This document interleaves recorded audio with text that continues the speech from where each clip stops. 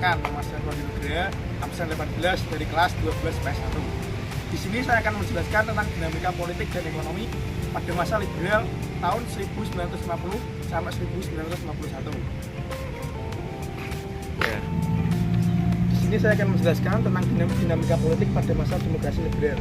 Yang pertama adalah latar belakang, yaitu maklumat pemerintah 14 November tahun 1945 presidensil atau parlementer.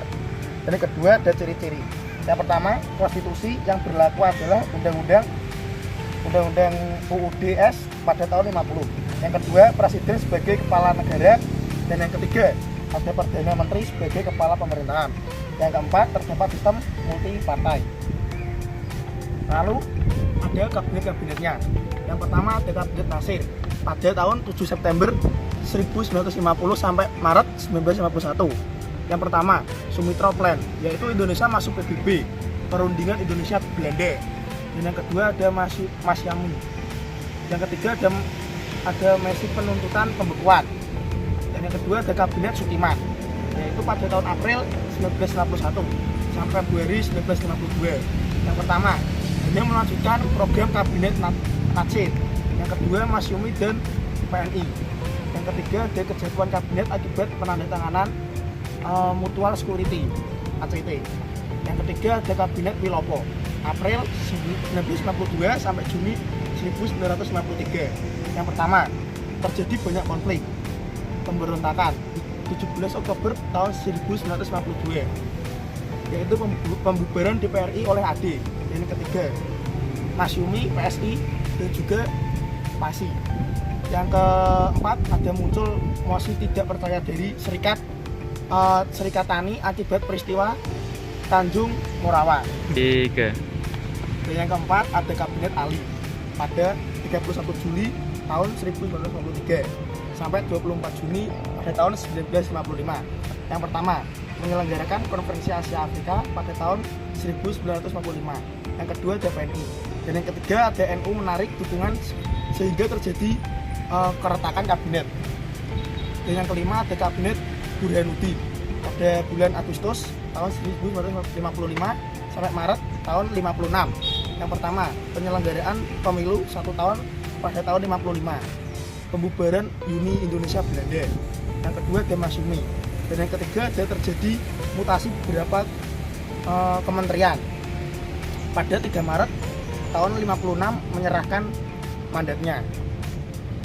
Dan yang selanjutnya ada Kabinet Ali pada Maret tahun 56 sampai Maret tahun 57.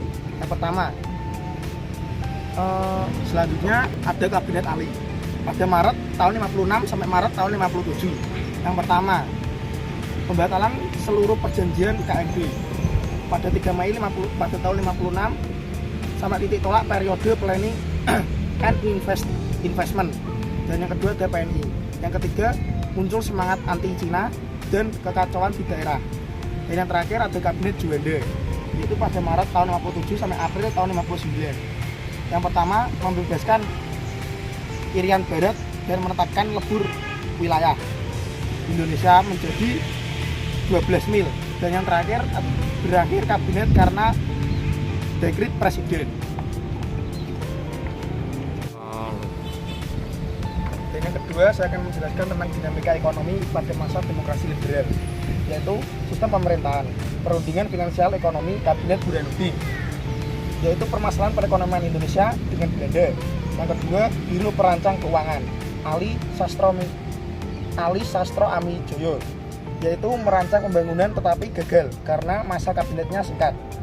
Selanjutnya ada rencana pembangunan 5 tahun dari Ali, yaitu pemulihan keamanan dan ketertiban pembangunan 5 tahun. Politik luar negeri bebas aktif.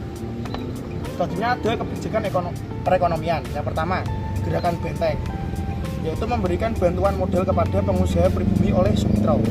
Dan yang kedua ada Gunting Syarifuddin, yaitu kegiatan Sanering untuk mengurangi jumlah uang yang beredar oleh Syarifuddin Prawira Negara. Dan yang ketiga ada nasionalisasi perusahaan asing, yaitu mengambil alih perusahaan Belanda.